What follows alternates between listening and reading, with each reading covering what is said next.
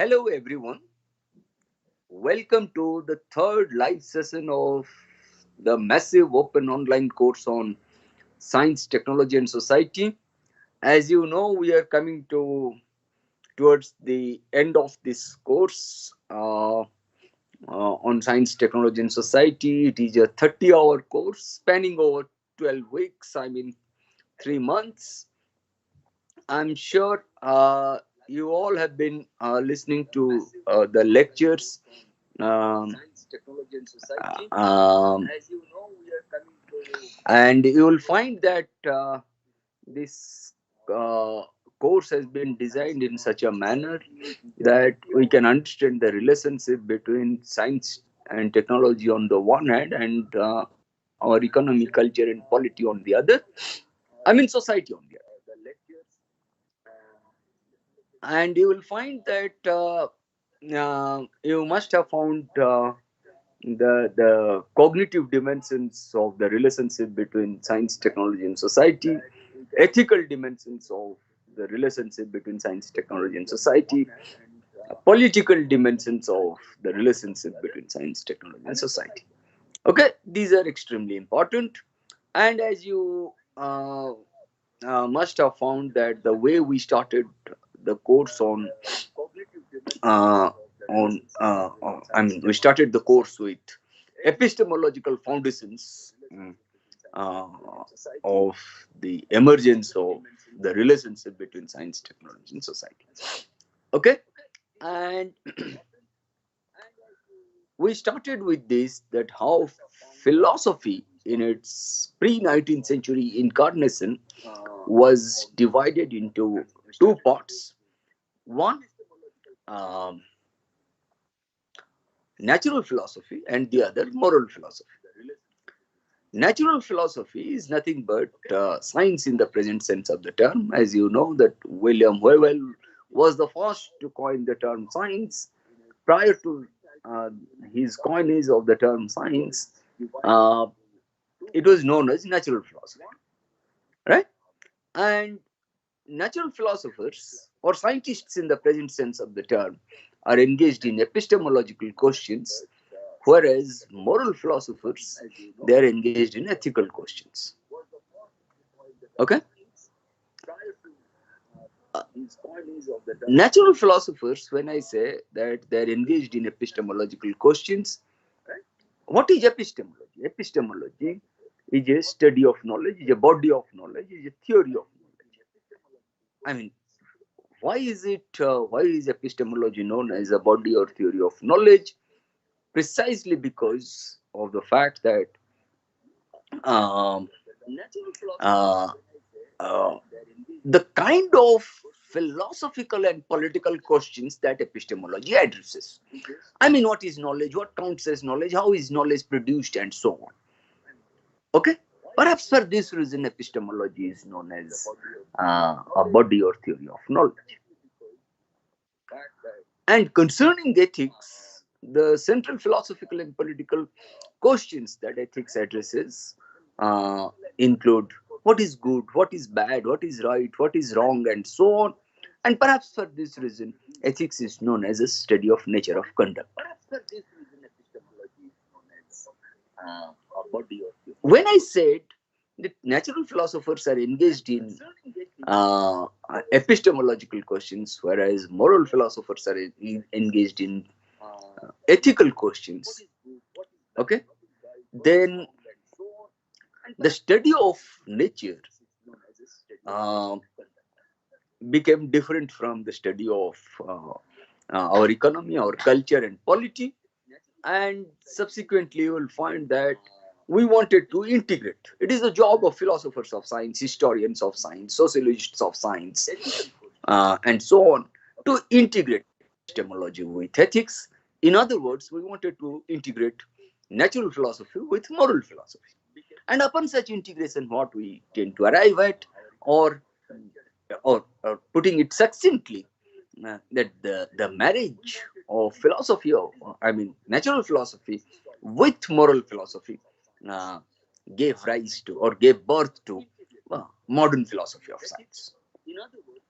And then we have discussed in this course what are the what are the rudimentary what are the rudimentary elements of the relationship between science, technology, and society, namely the linear or hierarchical model, interactionist model, and embedded model. I mean, when I use the term technology, technology is the medium through which human beings have been interacting with nature. When I say nature, it includes both natural as well as social phenomena. Uh, Science, uh, the term science that we tend to use in a specific sense, but it can also be very generic, but it cannot be so generic to including anything and everything under the earth that the term science, that the way we uh, use historians of science, philosophers of science, sociologists of science, they have been using the term science in a specific sense, that it is this study of the nature and limits of a particular knowledge. By limits, I do not mean limitations. Rather, by limits, I mean under what limiting conditions science is practiced or pursued. Okay, even a set theory has limits, right? A set theory is a philosophical branch of mathematical logic. A set, when I say, suppose I say uh, women, okay, it's a set, then maybe American women, African women, Latin American women, Asian women, Chinese women, Indian. I mean, they become subsets. And in this sense, I'm using the term set. Yeah, I'm using the term limits. But that's why I repeat this, that by limits I do not mean limitations. Rather, by limits I mean under what limiting conditions uh, science is practiced or pursued. Okay, in this sense, I'm using the term limits. And now, when I say technology is the medium through which human beings interact with nature, what I mean here that the dialectical relationship between nature and human beings must be understood. Okay, we not only depend on nature for our survival, but we also know how to control nature, how to master over nature. That's why Marx emphatically mentioned, by acting upon nature, human beings not only change nature, but also change themselves. But I mean, the entire lot of social relationship undergoes transformation. Okay, and the relationship between science, technology, and society can be delineated through three different models, through three different perspectives. As we have discussed, a perspective refers to a set of symbols which human beings used to select from all potentially observable aspects of nature. Again, when I say nature, it includes both natural as well as social phenomena. Thereby, I tend to widen or broaden the scope and ambit of nature. A perspective is, above all, a viewpoint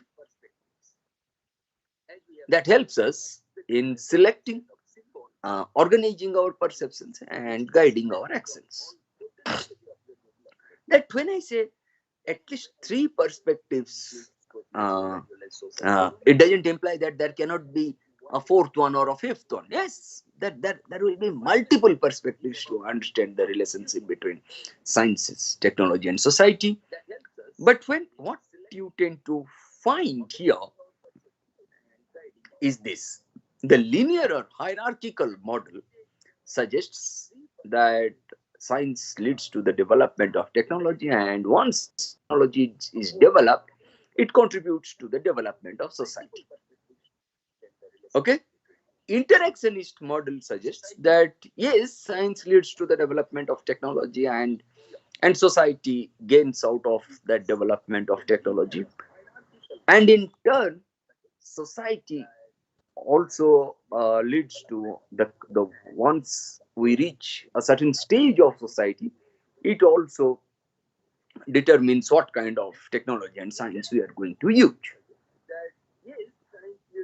But the similarity between the linear model on the one hand and the interactionist model on the other, you will find that the similarity between these two models of the relationship between science, technology, and society lies in the fact that both these models treat science, technology, and society as separate entities. On the contrary, the embedded model of the relationship between science, technology, and society suggests that no, science, technology, and society are not separate entities. Rather, both science and technology are a part of social, economic, political formation, cultural formation, right? And uh, and that's how we started with this kind of uh, uh, a perspective which guided uh, our examination into the relationship between science, technology, and society. And then we have discussed technologies, or how technologies are inherently political, artifacts are inherently political, in I mean the political construction of technological systems, the social construction of technological systems, the ethical, legal, economic, military construction of technological systems. And then we have discussed Robert King Merton's uh, ethos of science. Effectively told complex of values and norms which are held to be binding on the practitioner of science, man of science. Okay, and these are alternatively known as the institutional imperatives of science. Okay, which Merton classified into four types: universalism, communism, disinterestedness, and organized skepticism. You all know universalism suggests that the outcome of or science doesn't believe in the personal or social background of the person offering certain claim. Communism suggests that there should not be any private property in science, and disinterestedness suggests that science should go beyond the narrow confinements of interests and ideologies. And organized skepticism suggests that we must try to postpone or temporarily suspend our judgment unless and until all facts are at hand. Okay, these are alternatively known as institutional imperatives of science, ethos of science, and so on. Okay, and which are now getting challenged in the wake of the intellectual property rights regime dictated by the World Trade Organization and so on. Okay, and the Indian patent regime is more of more in compliance with the international patent regime. Okay, and then what we have discussed, do artifacts have politics? There we have also discussed technology as knowledge. We have discussed Edison's electric bulb. We have discussed uh, whether technologies are authoritarian or democratic in nature. We have also discussed how um, uh, in whether technologies are neutral or not. That's why we have given the example of the construction of the New York Bridge, where you will find that uh, uh, the New York Bridge was built by Robert Moses, who was a famous engineer from the in the 1960s and 70s in the United States of America, and he built the New York Bridge of 6 feet height, uh, and public buses at that time were of 9 feet height. Okay, and public buses could not enter the New York Bridge, and public buses were used by the blacks and the poor. And hence you will find that uh, the construction of the New York Bridge uh, by Robert Moses indicates racial prejudice and class bias. Okay, that's why whether a technology is neutral or not uh, will be determined by the way in which a specific technology is designed, and not only designed but also controlled. That's why design and control are the two bases of determining uh, uh, the neutrality of a particular technology. That's what we have discussed. And then what we have discussed, we have also discussed mm, uh, information and communication technology. Uh, we have discussed post-industrial society. We have discussed information society. I mean, post-industrial society. When I say, I mean, I refer to Daniel Bell's post-industrialism, Manuel Cassell's, James Martin's Wired Society, Information Society by David Lyon, Krishnan Kumar, and others. Uh, how um, uh, the concept of Marx's class uh, uh, is being uh, uh, rejected, is being reformulated and being reconceptualized, reasserted, and reconceptualized in the wake of this new technology in the form of information and communication technologies.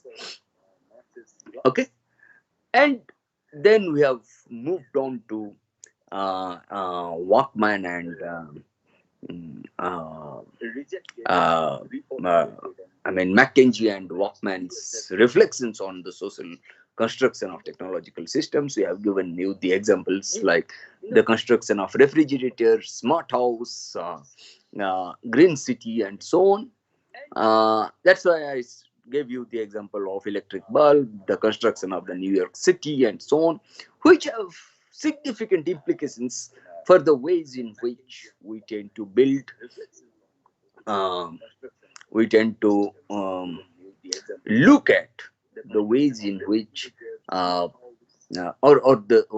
you will find that these have significant implications for our political economy, for labor, for environment, for health, um, for our economy, for our military, precisely because when we look at the development of technology, we tend to look at the development of a specific technology through the lens of perhaps Western capitalism, perhaps through the lens of modernization theory. I mean, the modernization theory postulates that the less developed countries would make progress provided they follow the economic and social system of Western capitalism. Okay. Uh, but perhaps this needs a challenge, and we I mean that there is a it is imperative on our part to interrogate such proposition, which is very much ethnocentric in nature. I mean, ethnocentrism is based on racism of the biological school of the evolutionary theory, which William Graham Sumner long back he used this term to describe the prejudicial attitudes between in groups and out groups, uh, in which you will find that our attitudes, our customs, our behaviors are uncritically and unquestionably treated as superior to uh, their cultural, social, political, economic arrangements. Okay, that's why we don't want this kind of racism in our social, economic, political furnace. And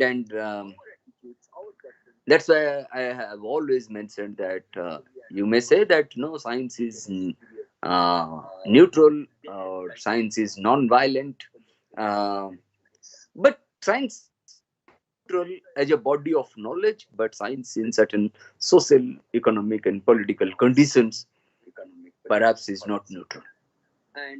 Okay, That's why it's very important to understand the social, economic, political, cultural amplification of technological systems and how they are critically embedded in our social forms. And that's why the impact of technology is much more as compared to the impact of science in Indian society. Okay, uh, and it has dithering effects on critical thinking. It has crippled us so far as critical thinking is concerned, rationality is concerned, independent thinking is concerned, and so on. Okay, now let us come to this point where we have already discussed mm, uh, this dynamic relationship between science, technology, and society in the 21st century. And then what we are discussing and what we are going to discuss in the lectures to follow, in the last 2 weeks of these lectures, 1 or 2 weeks of lecture, that we are discussing what are the policy implications of this. Okay, what are the policy implications so far as India is concerned? Okay, why India? It is not simply because we most of us we are from India. It is not simply because India was the first country to formulate its science policy way back in 1958 under the leadership of Nehru. Okay, all other European countries, Americas, they all started following Indian science policy. They also thought that no, let's have a more and more robust science policy. Okay, but they have advanced so much, but India has not yet been able to advance as compared to the European and American counterparts. Immediately after independence, the scientific elite and the political elite, they tried to make an alliance, and that alliance resulted in the formulation of the scientific policy resolution of 1958. Scientific elite was represented, I mean, science was represented by Homi Bhabha. The world of politics was represented by Pandit Jawaharlal Nehru, the first Prime Minister of Free India, and the industrial elite was represented by the Tatas. Okay, that's why you will find so many CSIR labs, TIFR, and so on. They became very prominent in the post-colonial phase. Okay, just immediately after independence in 1947, you will find that in 1958, India emphasized more on science, more on technology, more on raw material, more on capital. Precisely, capital is important precisely because public investment was required. Okay, more and more scientific temper will be there. Women, men, everybody must be able to participate in decision-making process. So, and over a period of time, what we generally find that in 1983, the government thought of emphasizing more on technology as compared to science. India tried to leapfrog from science to technology, from basic research to applied research. Okay, and the technology policy statement was formulated in 1983, and subsequently what we generally find that no, there is the earlier notion was that no, science is prior to technology and so on, but history of science suggests that no, actually this kind of hierarchical model or linear model, linear relationship not sustainable. If you look at the invention of the steam engine, the invention of the steam engine in fact led to uh, the fact that led to our understanding of the laws of thermodynamics. That's why technology predates modern science. Technology changed the direction of basic research. In this context, that's why we must understand the dialectical relationship between science on the one hand and technology on the other. Okay, that's why people very often use these terms like technoscience and so on.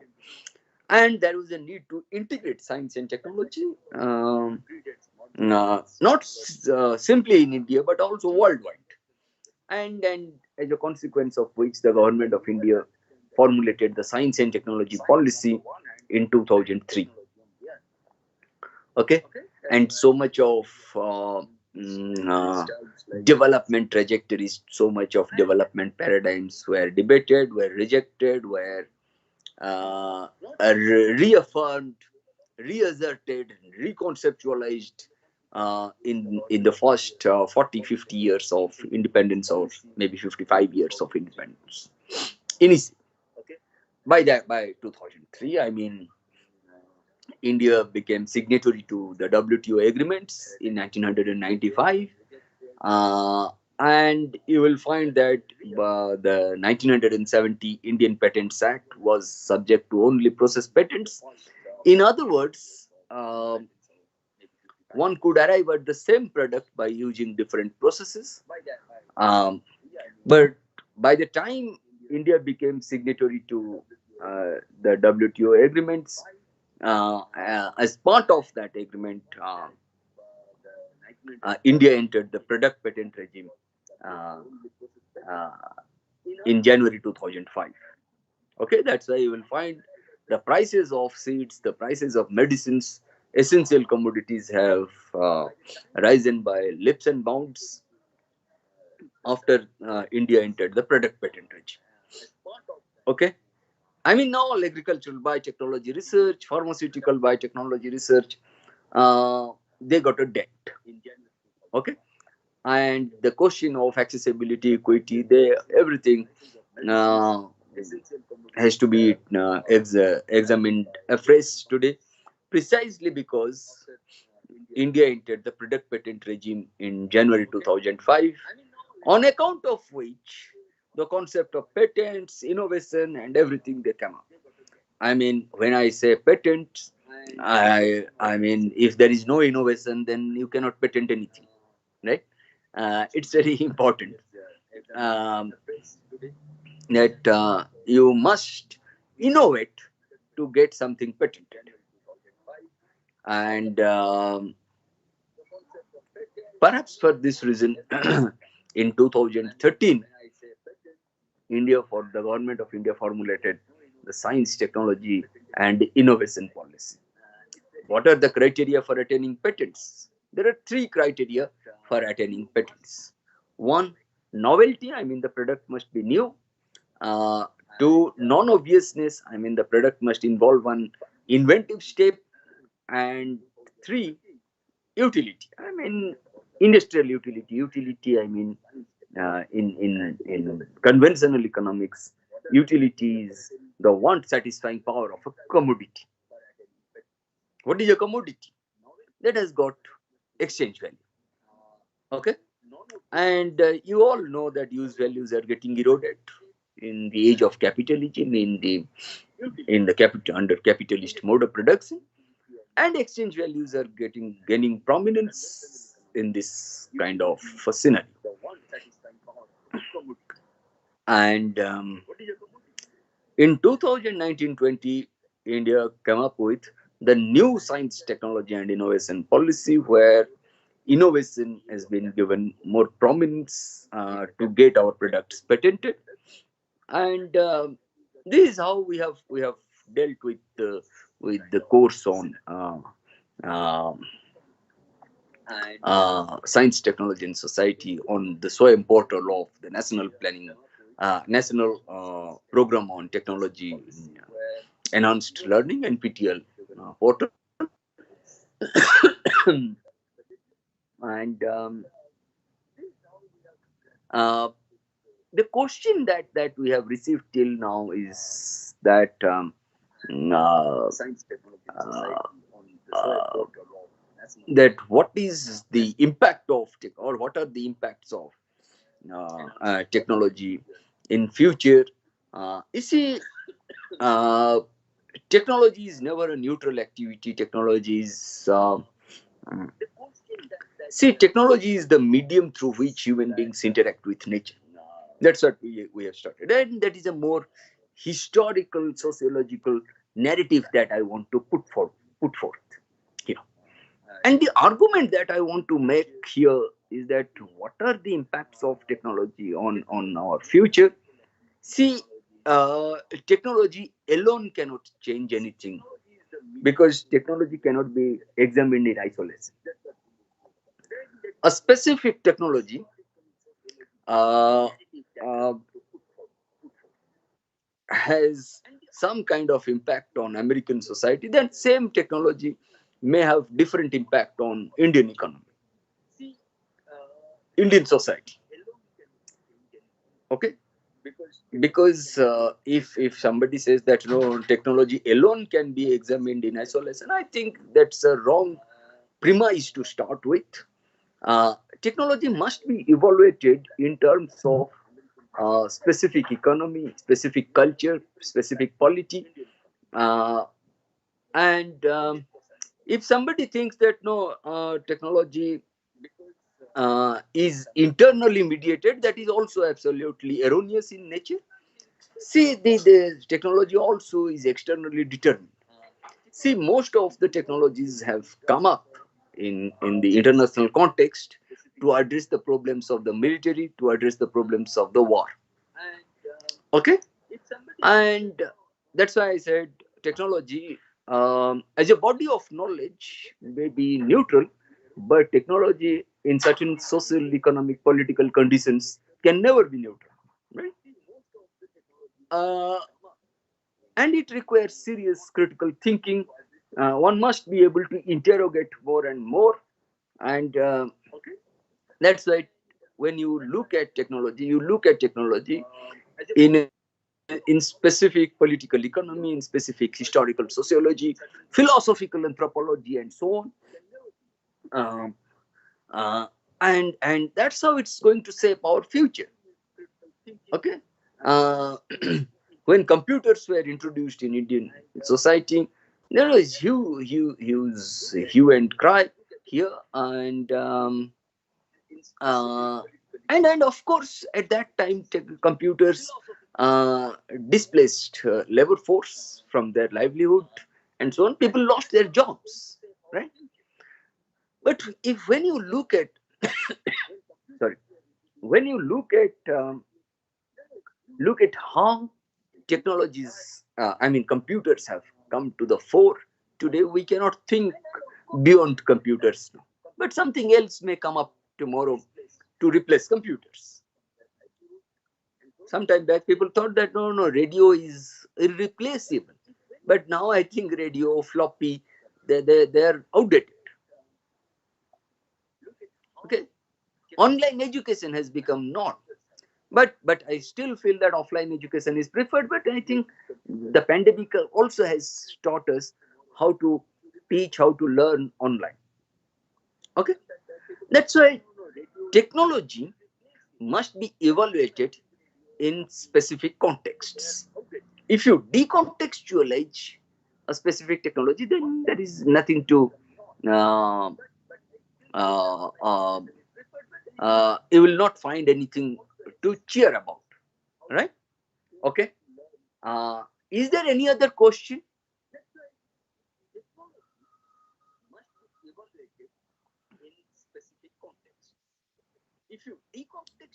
Is there any other question?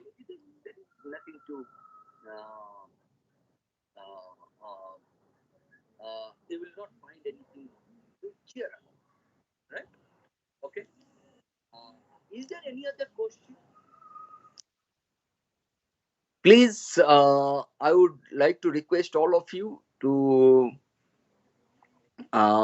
Listen to the lectures carefully. If you have some doubt, please raise those questions here or on the portal, or a TA team will respond to your queries. I'll also respond to your queries. And please appear in the test. I'm sure you all are very bright students, bright learners. You will do well in the examination. I wish you all the best. Please take care of your health in these difficult times. I'm sure you all will do well, not simply in the examination, but also in life. Thank you. Thank you very much. Bye. Take care.